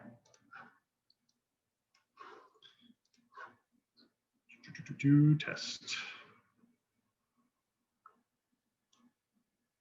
Oh, it does. Okay, so it does save the stretch and everything else that I had. So you don't have to you don't have to use collect clip. You can actually just save it that way by clicking on your clip and basically exporting that clip. So it'll maintain all of that, all those modifications you made earlier. So notice this Kai right here, it doesn't have all the keyframes below it, but this one does. Okay, this one has the original keyframes. This one doesn't. So we just saved it out as a clip and replaced it like that. Okay, that's pretty cool. I thought you had to use collect clips still, but that's great that you don't have to do that. Automatically does it. Yeah, and then there's like transition curve, time warp, and all that stuff. We'll get into the next question though, because I think I went a little bit over time on that one. So hopefully that answers your question there, Jonathan. So Linda asks, can you rotate in the Z direction with the elastic motion editor? I don't believe so. We'll try and convert this one really quick to elastic motion. But I do believe you're limited to the 2D axes, yeah. So 0 and 0. I mean, you can simulate it probably by changing the scale down to 0 and 100 and 0 and 100. But and flipping it, but yeah, that would take quite a bit of time. So yeah, unfortunately, there's no Z rotation, but you can simulate that in various ways. Hope that answers your question there, Linda. If I have a bit more time, I can try and simulate it later. But so Bill asks, not just Photoshop, correct? Any image editor? Yeah, Bill, any image editor that supports PSD. You can do all this stuff, no problem. All right. It's so much easier to do in Affinity Designer. Yeah, I haven't used Affinity Designer for a long time. I did use it. I was trained on it briefly when we had our tutorials for Affinity, but that's like 2 years ago, and I haven't used it since then. So you can call me like an old timer when it comes to Affinity Designer. Not too familiar with it anymore. Ed says you can use Adobe Illustrator. It's a bit easier. Yeah, like in case you guys didn't really notice, I'm not a Photoshop. I'm not a graphic artist by any means. I'm actually quite terrible. I rarely use it. Just use it for basic stuff normally. And you know, half of the time when I do a project, I'm just kind of messing around, trying different effects and different layering and masks and all that stuff. So yeah, not the best guy to take tips from on Photoshop, unless I'm really practiced on a certain project or something and I know what I'm doing. I'm kind of one of more of those experimental guys where I'll just experiment on a bunch of things and see what looks the best. But I did get my first tablet the other day, Wacom tablet. So I haven't used it, but I'm still waiting for an opportunity to get into that. When I have time, I'll learn Photoshop a bit more. I know everyone's like, I'm gonna do this during COVID. I'm gonna do that during COVID, but in the end, I'm not too impressed with my record. All right, next question, anyways, from Elliot. What are the links to make a cartoon picture on Photoshop? I put those in the chat window. These will come with a package that we're going to send out to you guys there. These guys are obviously leaps and bounds better than me in Photoshop. So I'll just paste those in the chat window. Whoops. Oh, God. Gosh. Yeah. I was the entire time I've only been chatting with panelists and not attendees. So there they are. Okay, those are the links. I recommend checking those out. There's just three different ways which you can kind of basically do the same thing. I kind of like the last one. The last one's kind of really cool. And the tutorial in the last one is more simple. The guy is really good. All right. It's for you there, Elliot. Okay, next question from Mike. If I work on a left-facing character, it uses the front-facing mouth, eyes, eyebrows. For a 360 head, I should be working on the front face, even if I intend to use the left-facing head primarily. Okay, so the thing with the 360 head creator is you can generally simulate your character looking left 90 degrees or right 90 degrees without even needing a left profile or a right profile. So, for example, if I just, if I may, I'll briefly take a foray into the not face key editor, 360 head creator. We'll need a character first. Let's take one of those 360 heads, actually. They're pretty cool. The pack, the content pack. 360 human. Where's that content pack? Oh, they're under heads. 360 face tool. I thought there were some characters too. There probably is, but I'm just too blind to see them right now.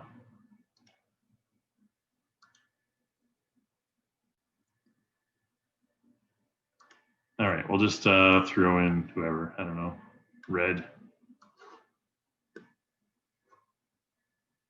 Oh, yeah, there it is, 360 head tools bonus, right after I add her in. Let's throw in, I don't know, who looks cool. I like this George guy. No, I'll use Helsing. This guy's the coolest looking one, I think. I just like how he's like, I don't know, the king of hell or something, but he looks so depressed. So I'll just take him and so just to show everyone what I'm talking about here. I mean, when you take your character into Photoshop, there is the three profiles, the side facing, front facing, and whatever facing. But generally with this character, he's a side facing character.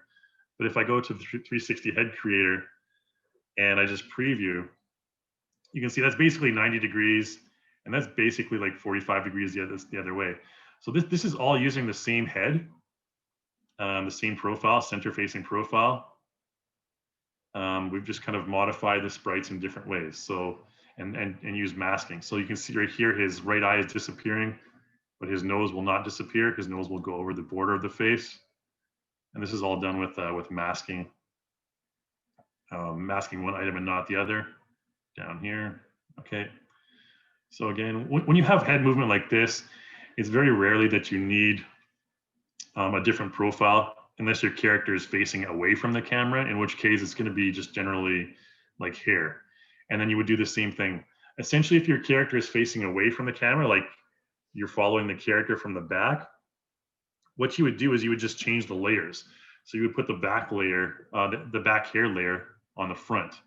And to do that, you can just, select your character, select the hair, go to the layer manager here, and the back hair layer would just be kind of basically in front of everything.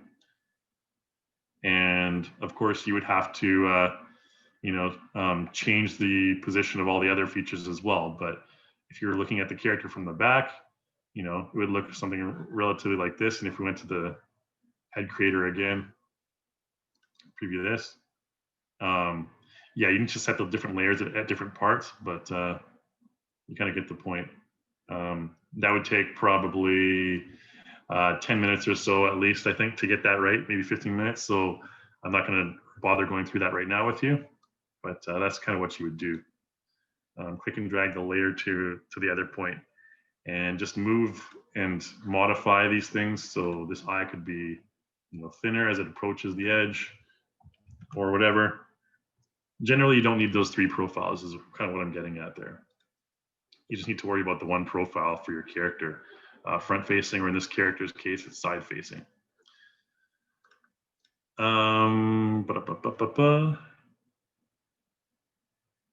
Yeah, so I hope that answers your question there, Mike. That's just generally what I would do. I don't bother with more than one profile anymore. Julie asks, the link to Photoshop for creating the head didn't show up in chat. Oh, yeah, sorry about that, guys. I was only pasting that for panelists. That's the word I'm looking for. Yeah, so David Tracking says disconnected. Thanks, yeah. So a couple of people concerned about my little snafu with the disconnection problem with the face tracker. So as with a lot of things in life, sometimes you just restart and they work fine. Jonathan asks, do you have to check the camera tracking? Not really. I mean, we have it so it works with generally works well with most standard Photoshop, or not Photoshop, webcams. We've developed, tested a whole bunch of webcams, so not too worried about camera tracking. Your standard webcams will work just fine. I'm using like a laptop here, so. Robert asks, can I do this with CTA pipeline? What other plugins or programs do I need? Do I need mocap? Okay, so some people can be a bit confused about, what is this here? Some people can be a bit confused about the what exactly you need and what exactly you want for your project. Both for Cartoon Animator and to a larger extent, Iclone and Character Creator. There's a bit more complicated plugins in those.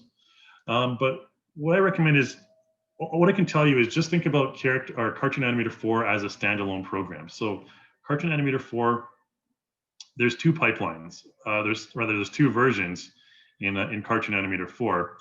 And if you go to support over here, let's get this out of the way. You guys can't see it, but there's a zoom panel in the way there. You can go to edition comparison. Okay, so there's 2 versions of Cartoon Animator 4. There's the Pro version and the pipeline version. You can see the prices right here. And this little chart here, this handy little chart, kind of shows you what each one can do. So the main advantage of pipeline over the Pro version is that you can use that Photoshop design pipeline, which I just showed you. Okay, now when I did the launch in image editor option, you don't need the pipeline version for that, but you have to do each part individually. So if you recall, when I did the face and the arms separately, if you do it that way, you don't need the pipeline version. But then again, you're going to have to do each part individually, one by one, export them and import them back and forth. So if you're going to be using Photoshop at all, just for convenience sake, I recommend having pipeline. Another cool thing you can do with pipeline is import 3D motions for only G2 characters. Be aware of that, okay? We're looking to, for the next generation of Cartoon Animator, to be able to do that for our newest characters, which is going to be really cool. I've already seen it at work. So you can look forward to this import 3D motions for, we'll call them probably G4 characters, I guess. You can look forward to that in the next version, which is going to be really cool. All the huge library of 3D motions that we have for Iclone, you'll be able to apply them to your 2D characters, which is really cool. Loading Flash files for pipeline version. Okay, if you use Flash. And vector content, there's render styles. It's kind of complicated, but there's tutorials on it, and I can teach you more about it if you want, if anyone's really interested. But it's not too useful these days. We're not really going much with this direction right now. Okay, so yeah, that's the difference between Pro and Pipeline. And there's plugins. It's just going to add-ons on the top here. And right now we only have the Motion Live 2D plugin. So there's only one plugin well, there's also the Photopea image editor plugin. Okay, that's for your browser. There's only the one plugin, really, Motion Live 2D plugin. And it works with a number of different devices. You can use the webcam for your face, the iPhone for your face, the hand. Be aware there's one thing people need to be aware of, because there's a little snafu with this earlier. The hand capture with Leap Motion is only available for the PC version, okay? So it says operating system, Windows only, why not Mac OS? Well, find out. You can click on there, it takes you to the forum and basically explains that the Leap Motion SDI for Leap Motion, for Apple rather, SDK, not SDI, was not updated enough for us to develop it at this time, but we are considering developing it in the near future here. Body, you have these two right here. Accents may or may not be coming in the future, depending on the demand we have for it. Right now we have minimal demand for Cartoon Animator, but we have a lot of more demand for Iclone. So if you guys really want, if you own an accent suit and you really want to use it with Cartoon Animator 4, definitely contact us and let us know, and we'll be releasing this when there's enough demand, I guess. So Trish asks, can you repost the PlayStation tune? Yeah, okay, so yeah, I finally posted those in the end, guys. Apologies for that. Elliot asks, yeah, I'm not sure what the problem was with the snafu with the disconnect between the Face 3D Tracker and Cartoon Animator there. Let's move to the next one here. A question from Jonathan. Could you provide tips on how to capture the facial movements and then apply a voice over to it later? Yeah, so what do we have on the screen right now? Is it just this guy? Is he alone? Nope. We have those random cat faces popping up. So another way you can do the facial capture is, or if you want to lip sync, this is the way I often use, is go ahead with your character and just create a script. You can create a text-to-speech script, a WAV file, whatever. Maybe I'll just use a WAV file, for example. And no, not WAV file. I'm going to record it in my own record voice here. And I'm just going to record. I'll say something like, oh boy, it's another Wednesday in hell. Okay, and just press OK. Oh boy, it's another Wednesday in hell. Okay, so there's the lip syncing, but no facial animation. So a couple options I have, I can use my facial motion capture over top of that. So if I just, it's getting darker. Put it over here. No, put it over here. And just go back to the beginning. Let's make sure that's always on top. See, now it's connecting. Halcyon, Face 3D, zero pose. Okay, and I can just go ahead and record my expressions. Like you can just go like, oh.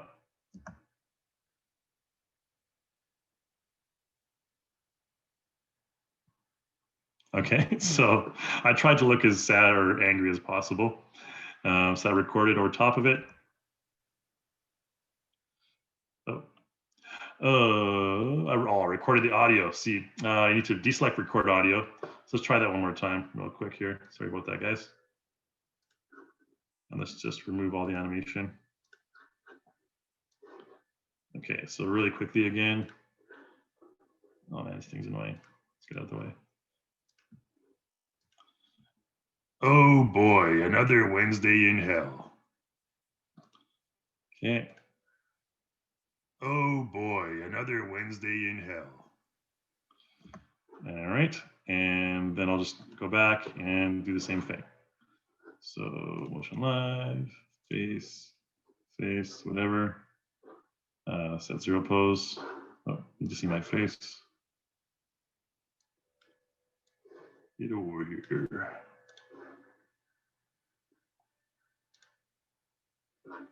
Okay. Oh, no.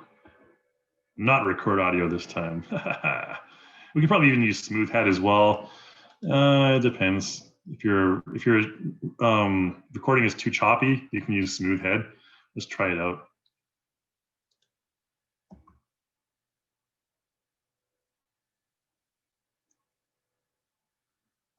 Okay, so looks pretty upset. Oh boy, another Wednesday in hell. Okay, so you can do that, in 2 layers. And then if I want, we can close everything down. Let's close this 3D tracker down. And, you can add on to other animations on top of that as well. Like right here, use our facial puppet tool. And maybe we only want to modify the eyebrows. So let's go to the beginning. Maybe preview. We can move the eyebrows up and down like this, okay, separately, and then record over. Make sure you have blend data on next recording selected, very important. You don't want to replace the data, you want to blend it. So let's go ahead and press record. Oh boy, another Wednesday in hell. Okay, so there's my eyebrows going up and down there. And if I play back, oh boy, another Wednesday in hell. Okay, so there you go. That's kind of all there is to it. And then you can use the face key editor on top of that as well. And just keep on refining and refining and refining as long as you get that initial raw capture. You can keep on refining it. So Bill asks, can you do a webinar on using the 360 hair tool and 360 face tool versus using just the CTA4 pipeline templates? Yeah, I mean, I guess we could do that. There's some videos on there. Make sure you put that in the survey form there, Bill, just so we have. I've never been asked specifically for that, but we can definitely look into that that pipeline 360 hair tool and face tool, because they are very, very important tools, and they will be more important even going forward in the development cycle of our software. So, like Cartoon Animator 5 is going to be pretty epic and going to be using those things as well. Question from anonymous attendee. Will this motion 2D work on any face, or do you have to create a specific type of face? It'll work on any face. Like I can actually use that morph-based face, and I can if I have my old face back, I could puppet my own face with my real face using the webcam and the morph-based head there. So it works with any face.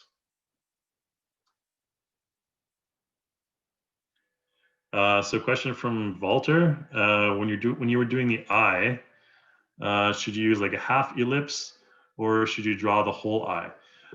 So very important to note, when I was doing that Photoshop creation of the iris, in the iris layer, you want to create the full circle iris. Okay, you don't want to create half an iris or like an oval iris or anything like that. You want to create the whole big iris. When it comes to where your iris is going to go, it's not going to show the whole iris because you have that mask layer. So the mask layer, that little white area that was called the mask layer, or the eye mask, that's where your iris is able to travel. And anywhere outside that white area, it's going to be masked. So it's not going to appear like the iris is extending outside of the actual eye itself. All right. Next question from Adam. Does it improve the lip sync if you use a written script rather than have it go based on the recording? Yeah, I mean, with the 2D characters, like I said, there's not a whole lot of modification. In comparison to the 3D characters. Obviously, with 3D characters like an Iclone, it helps a lot because when you do that audio, or when you do the text to speech, then you're able to excuse me, when you do the text to speech, it'll generally create a bit more accurate lip sync, particularly with facial mocap. Facial mocap, it's really hard to do very accurate lip sync. In like ideal perfect conditions, you can do it pretty well, but in general, it's just easier to do the text to speech, and then just record your voice over top of that, or record your face expression and emotion over top of that, and you can just replace the audio later. Okay, another question from anonymous attendee. We stream characters using this software and we love it, but we've had issue with the eyes not syncing together. The left eye always refuses to blink at all. Is there a way to fix this or better sync the eyes with motion capture? Oh, there's a whole plethora of things that could be wrong in that situation. There's a possibility that the lighting is not even on your face. So maybe the lighting is darker on one eye and lighter on the other eye. You want to make sure that you have even lighting directly, like a soft light directly in front of the face, so there's no shadows. I'm not sure why it would be not syncing properly like that. You can possibly just shoot me over your character. You can email me over your character, and I'll take a look at it and see how it modifies or how it animates in my environment. But yeah, that's I can't really troubleshoot that, unfortunately, at this point, unless I have the character in the same conditions.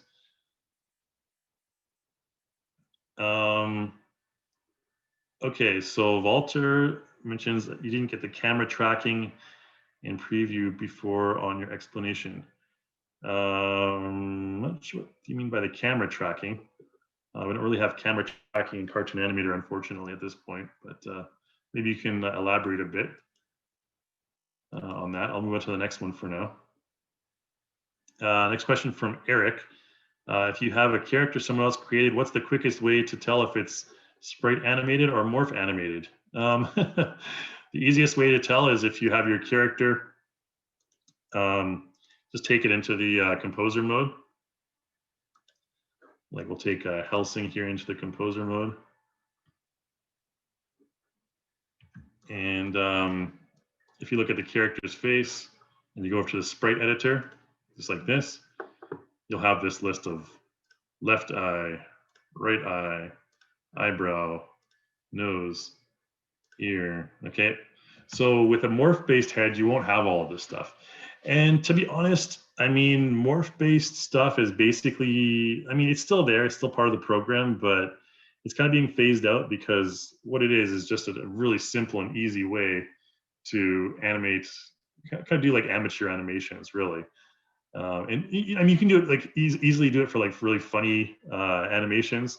I mean, like people like Jimmy Kimmel Live has used Crazy Talk with morph-based heads, to really hilarious results. It's not meant to look good. It's not meant to look like really cool cartoon, but it's just meant to be like, Bill Clinton like saying something or whatever, so on and so forth. But yeah, for more detailed animations and more options, more powerful tools, you can use the sprite-based heads.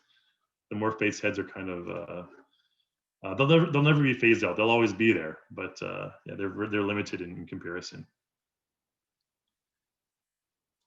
Hopefully that answers your question there, Eric. Walter, I kind of went into the little. Okay, so Walter, you're asking about the subtracks that I showed earlier. The T stands for transform. The D stands for deform. and the O stands for opacity. Okay, so let's go back into stage mode. Yeah, and those are the other ones, the only other ones I think that were in the list there. Maybe I'm missing something. I'm always paranoid I'm missing something here.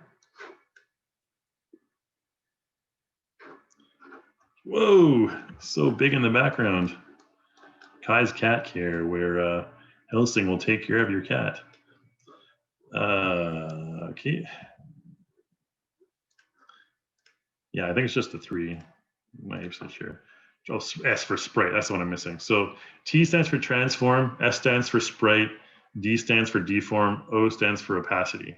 Okay, so every sub-track of your prop has those 3 or those 4 tracks there.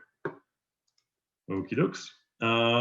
Next question from anonymous attendee.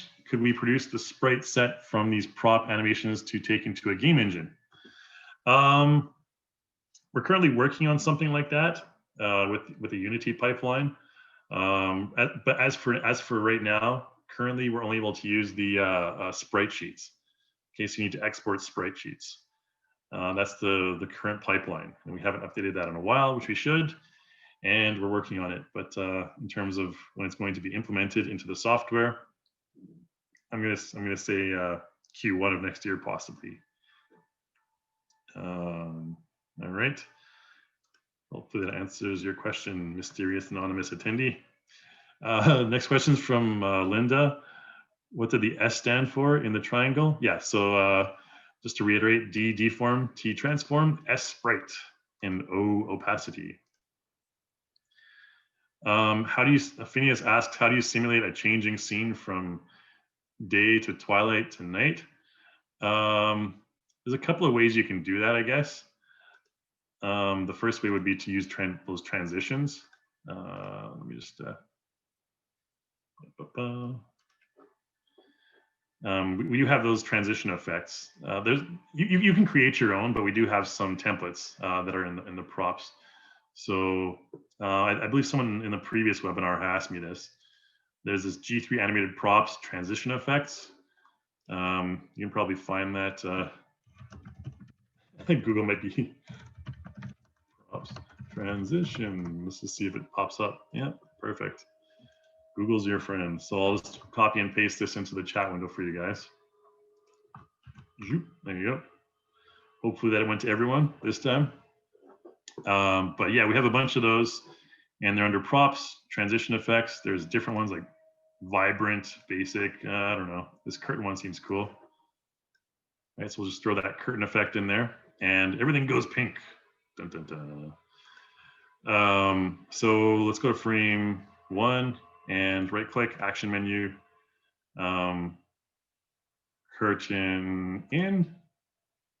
Okay, so it'll be like scenes ended, and then, or we can just go like, frame 1 and right click, action menu, curtain out.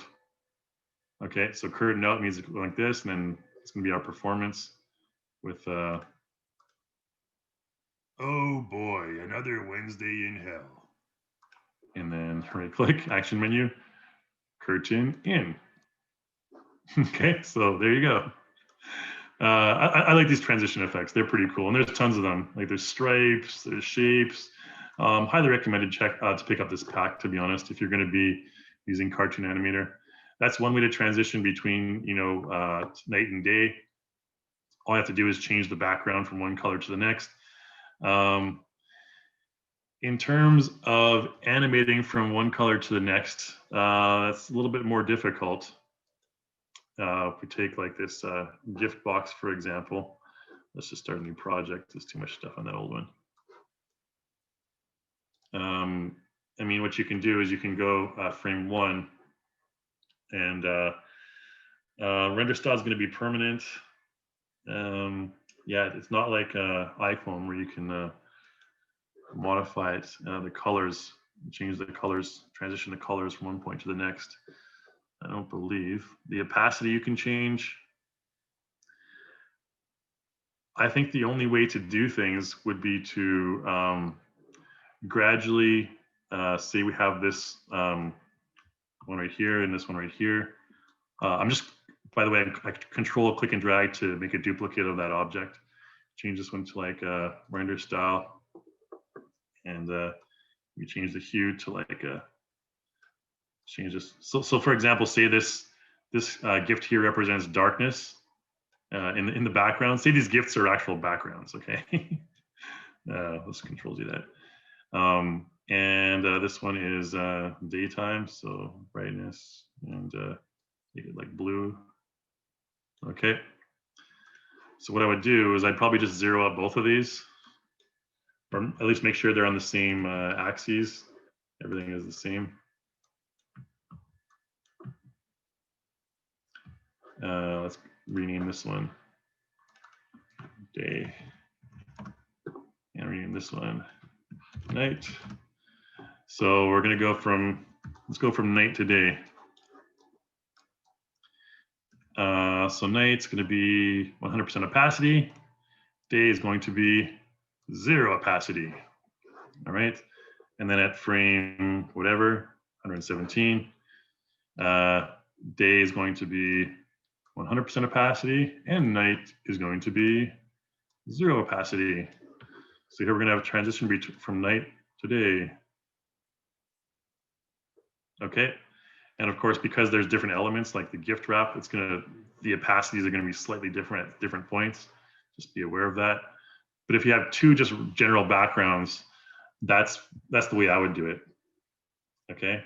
Just go into that render style editor there and change their colors, or you can do it in Photoshop as well, whatever. Transition from one color to the next. Unfortunately, you can't keyframe the colors at this point. All right. Just be aware of that. And you can apply selected render style to other ones as well by using that up there. So if we wanted, whoops, where are we? Oh, let's make them both. So if we wanted to apply this render style to this one, there we go. Okay, now they're both the same render style. Cool. All right, next question. Linda, what is the difference between the prop key editor and the elastic motion editor? I saw there was a Z rotation in the prop key editor when demonstrating that. So this gift right here, let's just use this as an example, and the prop key editor down here.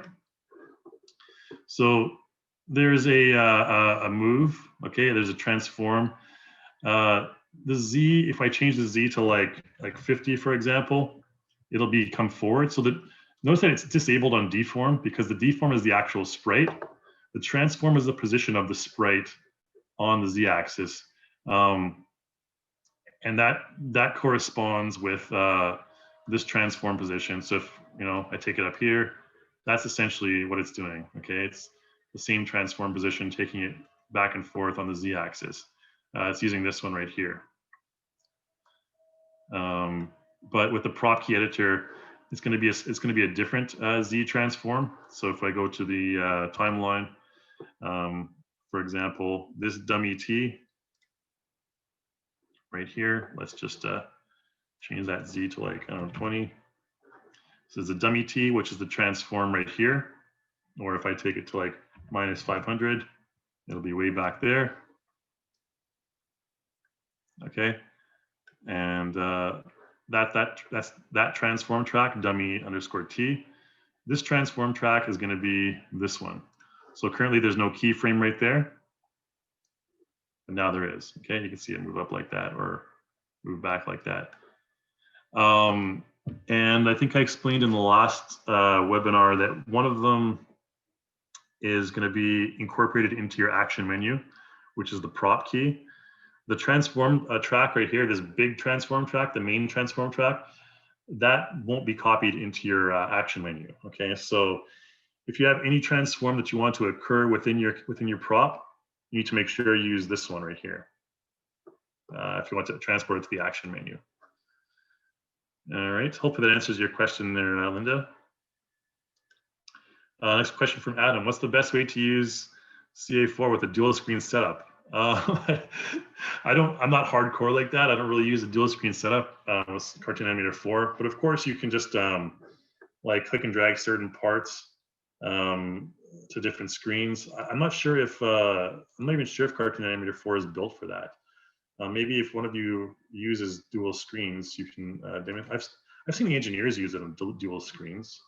I don't think they have special versions, but yeah, I'm pretty sure you can use it on dual screens. But I'm just not sure what's the best setup. So I can't really answer that question very well for you, Adam. Maybe check it on the forums, forum.relusion.com. There's probably some users there that have dual screen set up for Cartoon Animator. All right, so Cheryl asks a question. Might be a stupid question. Can you use Live 3D with Iclone? In fact, it's not a stupid question at all. It's actually a very good question because yes, you can. Once you buy any gear profiles. So here's the thing. You need to buy the Motion Live plugin separately. So you need to buy a Motion Live plugin for Iclone, and then you also need to buy one for Cartoon Animator. But once you've done that, then any profile you purchase, like if you purchase the iPhone profile for Iclone, you'll also have the iPhone profile for Cartoon Animator 4.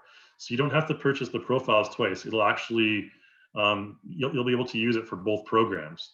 So if you have like the Perception Neuron suit, for example, and you buy the Perception Neuron profile, you'll be able to use it for both programs without having to purchase it twice. The only thing you have to purchase twice is, unfortunately, the plugin.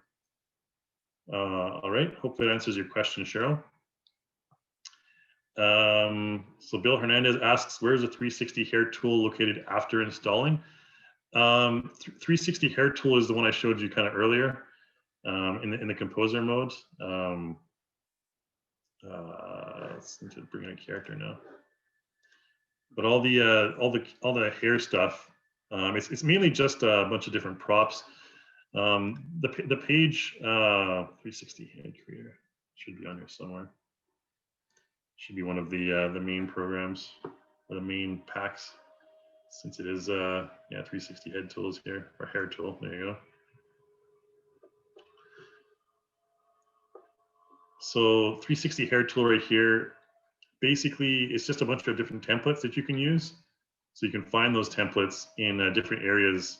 You can use these videos here to find out you know, where everything is. But those templates are in the composer mode. Let's bring in our friend Helsing again. I think this character feels like everyone these days with COVID.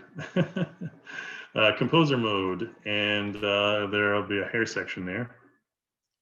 In the content manager, head, hair, and 360 hair tool. Here you go.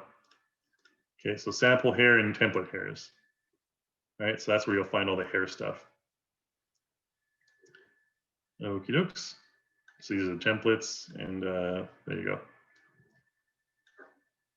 Okay, hopefully that answers your question there, Bill.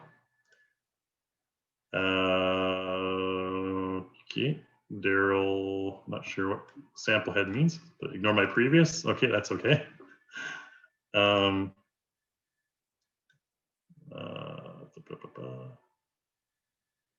Cheryl asks, I mean, can I use a 3D head tracker with Iclone? No, unfortunately, Iclone has its own ecosystem for the plugins. The Iclone one is this real time for Iclone. That's for the webcam, and that's using a different technology from Faceware. Okay, Faceware is a motion capture company. If I throw this up there, you'll see me, hopefully. Yeah, real time for Iclone, whatever. Camera, select my webcam device. So you can see it's a little bit of a different setup. So this one has a little bit of a different outline. Instead of those little tracker points, you can see it's kind of following me like this. So that's Faceware's technology. Okay, and it's debatable which one is better. You know, iPhone uses different technology as well, but yeah, they all have their different advantages. So Jonathan asks, I can record the full voiceover in my booth and just add the audio files later, and it will lip sync, correct? Yeah, absolutely. Absolutely. I was going to say definitely, But absolutely, yes, you can do that, Jonathan. All right. So Phineas, I think I just kind of showed where the hair stuff is in the composer mode there. If you have any more questions, you can always email me later there. All right, yeah, so I think we have a lot of people asking more about the 360 head creator and hair and stuff. So that's probably a webinar that we'll have in the future for creating a character's head with the 360 head creator, because I don't believe we've done one on that. We've done one on creating the head from scratch, but we haven't done one specifically related to the 360 head creator. So Adam, yeah, no, the morph face is not being phased out. It'll always be with us, and we would probably even improve it. But yeah, a lot of the focus on development right now is gone into the sprite-based heads, but morph-based will always be with us for sure. So don't worry. A lot of people love it for sure, especially you can use it on your dogs and your cats and stuff. So Pavel, hopefully I explained the difference between the transform and the motion tracks with that example I showed earlier that Linda had asked, the transform for the motion track and the overall transform. If you have any more questions about that, you need any more explanation, you can always feel free to email me. And email kai@reallusion.com, by the way. So Phineas asks, how would the background effect work if you had some moving clouds, etc.? Would you have to use the same technique with them?